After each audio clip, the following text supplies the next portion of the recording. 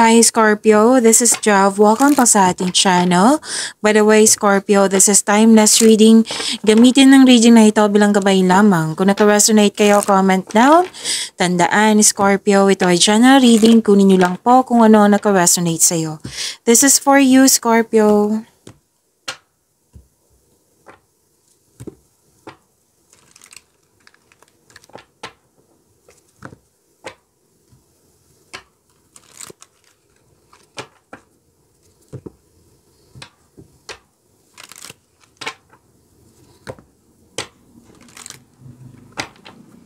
Para po ito sa iyo, Scorpio.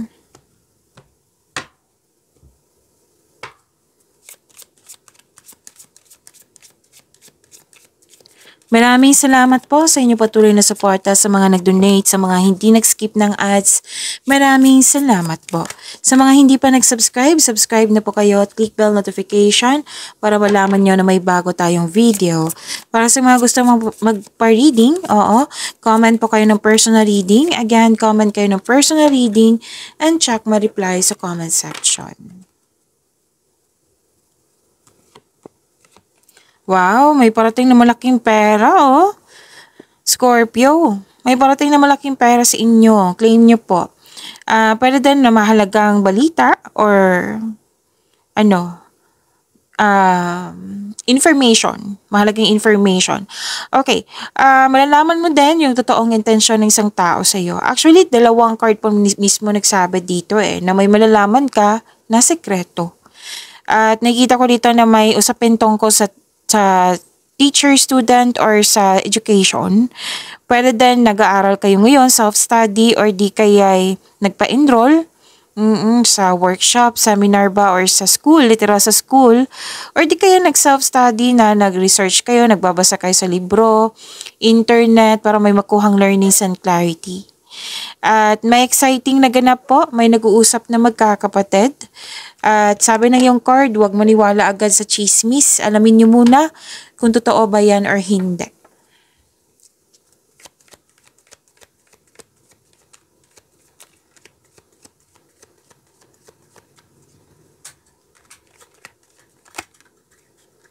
This is about your energy, Scorpio.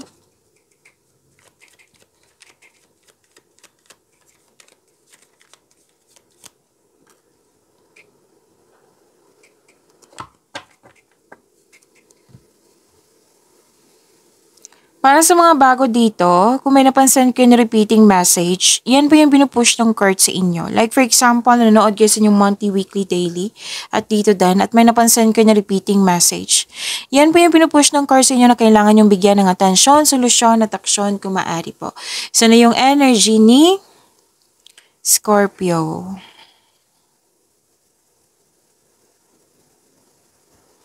Wow! Ganda, long-term abundance, steady progress, mahusay kayo. Sabi ng card, mahusay sa buhay, kahit bata pa, mahusay na kayo, masipag na kayo.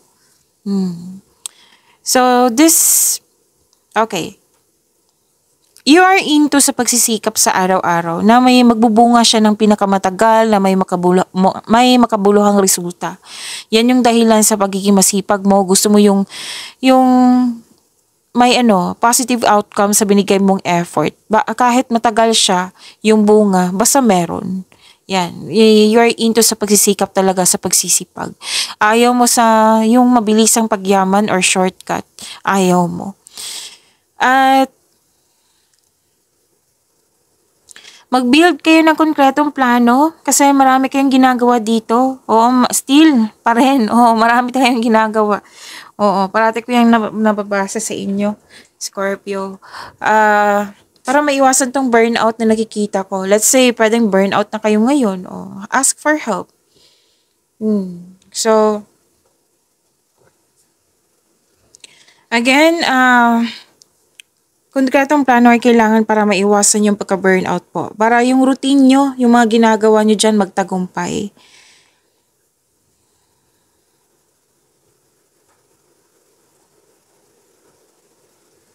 May nakita ko dito, Scorpio, like, parang relasyon to. sa person ba or kung sino man tong malapit sa iyo na sabay-sabay kayo nagtayo ng trust and stability. Ayaw nyo ng away. At okay. Sa mga nag-invest po, na mukhang nagkaroon ng mabagal na resulta, kailangan po ng mahabang pasensya. Kasi ito ay magbubunga ng masaganang resulta kung hayaan mo lang itong magbunga. At continue to take steady action on your goals. Oo. Nahabaan ng pasensya and be realistic about your expectation. Para sa mga naghahanap ng trabaho dito or nag-iisip ng bagong karera, may perfect time po, sabi ng iyong court.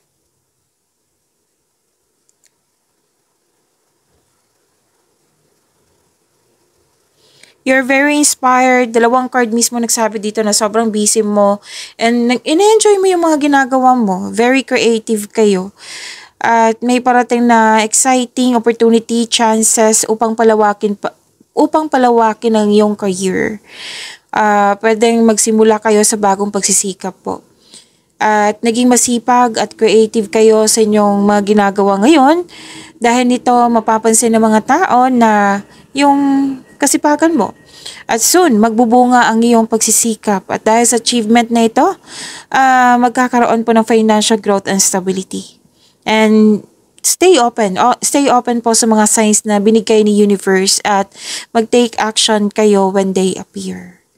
Ano to ha? Pagsisimula ng mga ginagawa. Pwede may project, mag-travel, pagsisimula sa connection sa isang tao, pagsisimula ng negosyo. Yan. Tapos may dumating na pwedeng bagay, tao or situation na very inspired ka. Yan. So, sobrang busy niya, no? Scorpio. Parati ko tong nakikita sa inyo. Sobrang busy.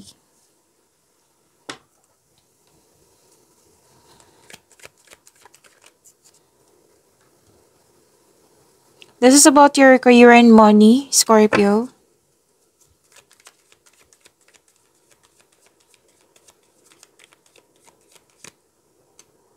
Oh, wow. Gusto mo talaga magkaroon ng yung pag-level up lalo na sa inyong kaperahan? Kitang-kita ko dito. At yes, indeed, may dumating talaga parating na malaking pera or dumating na.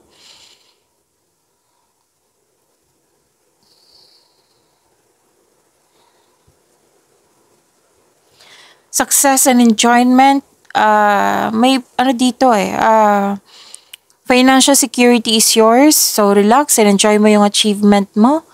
Take a break para pagbalik mo, recharge ka na, recharge ng energy mo, work and wait. Oo po, you'll still be abundant after a well-deserved vacation. Yes, success and abundance, kitang-kita ko dito. This is a time of enjoyment and your, naging wais ka sa pag-handle lang yung finances. At higit sa lahat, hindi ka madamot. Masaya ka makatulong sa kapwa mo. At may plano kang magbakasyon at bigyan ng oras. Kasi alam mo na kulang ka sa pahinga. Gusto mo ng me time, yung makapag-isip, makapagpahinga. Yan. So, deserve mo ito. Sabi ng yung card, deserve mo ito, Scorpio, dahil naging masipag ka sa iyong buhay karera. Sa inyong mga ginagawa dyan. Tapos may nakita nga akong promotion dito. Eto na naman si Miss Jobs. Promotion na naman. Yan sabi kung ayaw nyo din, bigay nyo po sa iba. Promotion. O tangkapin nyo po na pwede yung pagtaas ng kita, sweldo, allowance. Opo, pwede ikaw to. Pwede din sa isang tao to na malapit sa'yo, nakasama ka sa kanyang tagumpay.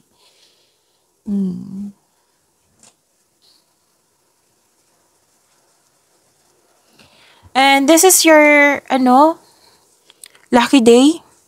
Kung kailan nyo ito napanood this is your lucky day. Lahat ng dinali mo kasi nagbubloom, nagbunga, ng maganda. So, mag-harvest kayo. Wow. Ang ganda. Ang ganda po. Claim nyo po, Scorpio. Alam mo, parating pa yung pera or expectation talaga to or dumating na. Nakikita ko talaga dito na itong pera na ito isa-save ko talaga kasi may gusto kong bilhin. Or di kaya isa-save ko to para sa future. Yan. Nakikita ko talaga dito. At ang ganda nito, ng mensahe. Kasi itong pagkakaroon mo ng disiplina sa pagtitipid, sa ipon mo, pag-ingat sa ipon mo, yayaman kayo niyan, sabi ng yung card. Ba, ang ganda. Financial stability nakikita ko dito, Scorpio. So claim nyo po, deserve nyo po ito. This will lead you to have a financial abundance and personal growth. So, bigyan din ng panahon yung sarili. Kumbaga, pamper yourself. Tama yung iniisip mo na magbakasyon or magpahinga, me time. Deserve nyo naman, sabi ng yung card. Deserve mo ito, Scorpio. Ang ilan sa inyo nagtrabaho sa abroad or di kayo nagtrabaho kayo sa Pilipinas, yung nagpapasweldo sa iyo sa abroad or di kaya may nag-support sa iyo from abroad. And very conservative ka sa money, investment mo. Kasi nga, gusto mo magkaroon ng financial security. Kaya mas focus kayo sa mga ginagawa nyo para maka-earn ng malaki.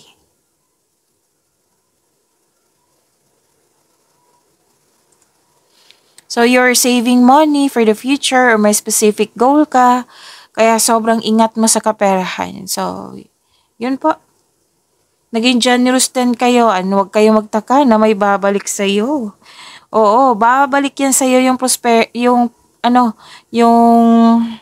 kumbaga it will increase your prosperity kasi naging generous kayo sa kapwa nyo. Yes. You're building stability, conserving resources. Pwede din nag-iipon ka pa kasi gusto mo magpatayo ng bahay. May nakita kasi akong structure dito. Or di kaya magpaayos, mag-renovate, or bumili ng gamit sa bahay. Yan. So, you're creating stability. Diba? Ang ganda. Claim nyo po, Scorpio.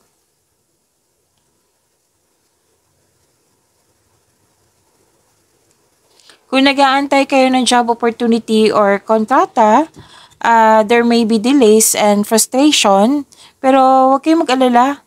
Oo, kailangan, kasi alam mo sabi ng card, alam mo na process ito. So, kailangan mo maghintay. Oo, tapos may sabi din dito na huwag magdesisyon agad na mag-invest or maggasta sa isang bagay. Kailangan pag-isipan ng mabuti. Kung kailangan ba, opo.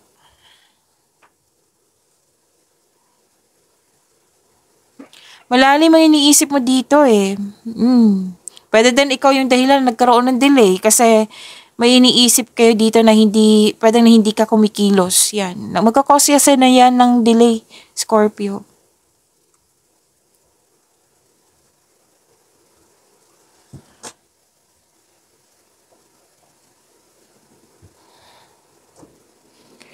Isang bagong chance para sa paglago ng iyong buhay karera. Kailangan ng kilos at huwag kayong mag-alala kasi divinely guided ka. Hindi ito mawawala sa iyo kasi malapit kayo kay God, parati kayo nagdadasal, parati mo siyang kausap, si God. You're divinely guided, Scorpio. Papasok ka sa isang kasosyo or may magbigay ng puhunan sa iyo upang tulungan ka na palakihin ang iyong mga idea at dalhin ang iyong mga plano sa susunod na antas. Yes. Mas lumawak yung vision mo sa buhay. May choices, may gumagawa ng future plan, di ba? Ang ganda. So, claim nyo po.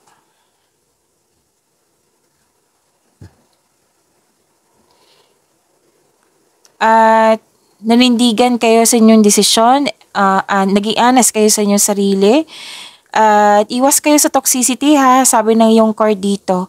Pwedeng toxic place to or toxic person. Tapos may dumating sa inyo na balita, which is sinabi ko kanina dito, naalala nyo?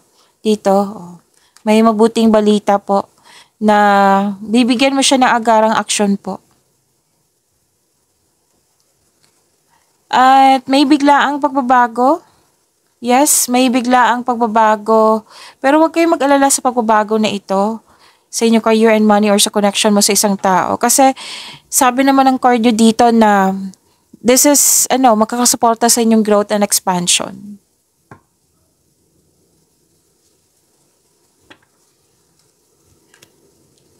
Okay, meron pa pala. Ilang beses lumabas dito na makaka-receive ka ng pera. Yan, abundance and success kasi to Oo. Nagsabi sa akin, "Uy, may nakalimutan ka pa." Okay, so, claim niyo po, ang ganda ng career and money niyo.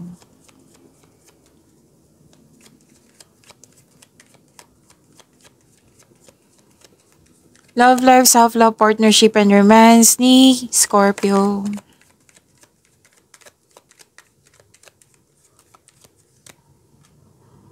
Ganda din nito. Oo. Ganda, ang ganda, Scorpio. Ang ganda ng cards nyo, ha? Scorpio. Bawing-bawi ito sa pagod na nararamdaman mo. Nararamdaman ko din. Every time nagre-reading ako sa Scorpio, pagod. Nakaramdam ako pagod. Kahit tama naman yung pahinga ko, tulog ko. So, anyway, para sa mga single, you are in a process on healing. You are destined to be with someone. So, it is time to find a soulmate. Baka sobrang busy na kayo dyan na hindi na kayo lumalabas sa trabaho nyo or sa bahay nyo. Oh, why not give chance to yourself? Social life ba? Or meeting someone? Or magkaroon ka ng time sa mga taong malapit sa'yo? Yan. Kung pwede ha, kung pwede sa inyo. Baka kasi may mag-comment dyan na, paano to Miss Jeff? Nakakontrata ako. May natawa ako kasi may nag-comment kasi nung the other day. I think sa ibang signs yun. Okay,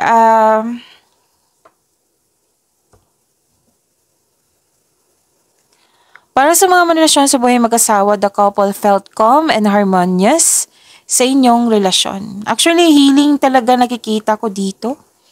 And you deserve this healing, ha? And andito pa rin yung unexpected help. Yes, may unexpected help dito. It might be may problema ka tapos tinutulungan ka, pwedeng sa material na bagay, pwedeng sa ideas, pwedeng sa moral support, yan.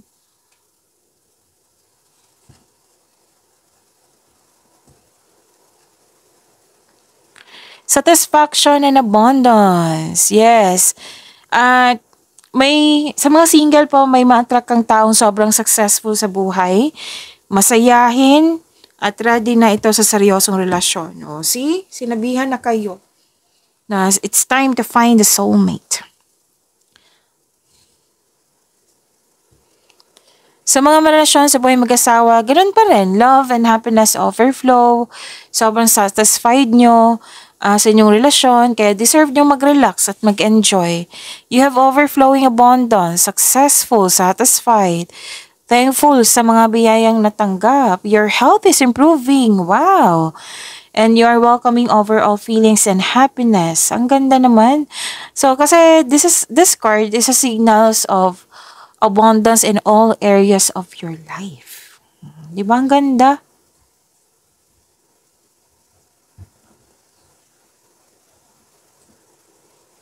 Iwas kayo sa toxicity kasi parang may nag-provoke sa inyo dito. O, iwas na lang ha. Ang ganda-ganda kasi ng mood mo dito. So, iwas na lang po kung pwede po. And, ano to conversation. May nakita kong conversation dito. Kumbaga, magsasalita ka, makinig siya, magsasalita siya, makinig ka. Bigayan lang po. Kasi mukhang maiinis ka dito kasi hindi nakikinig yung tao. Pero ma-overcome nyo to, huwag kayong mag-alala, hindi naman siya, sa mga nakikita ko dito, hindi siya mabigat. Kumbaga, let go lang, move forward, yan. Kasi ma-overcome mo rin to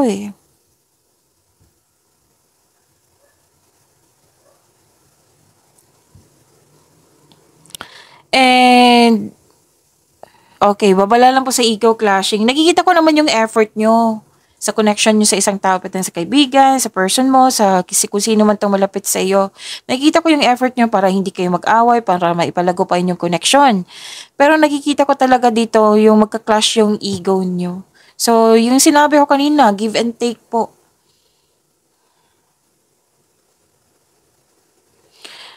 Scorpio, andito pa rin. Oh, yung lagi kong binabasa sa inyo na may tao talagang pwedeng ikaw to, pero most likely ibang tao to Yung dating malapit sa'yo, gusto niyang bumalik sa inyo, mag-reconnect. Puro na lang balak. Sana magkaroon siya ng lakas, di ba? Kung sino yung iniisip mo, yan na yun. Lalaman mo yan kasi malakas ang intuition mo. Kailan kaya siya magkakaroon ng lakas, no? Parang nahihirapan siyang mag-ano sa'yo, tawag nito? Mag-approach. Parang ganun. Okay, so yan po. Pag-imanin niyo po yung blessings na binigay sa inyo, Scorpio. See you tomorrow. Maraming salamat po.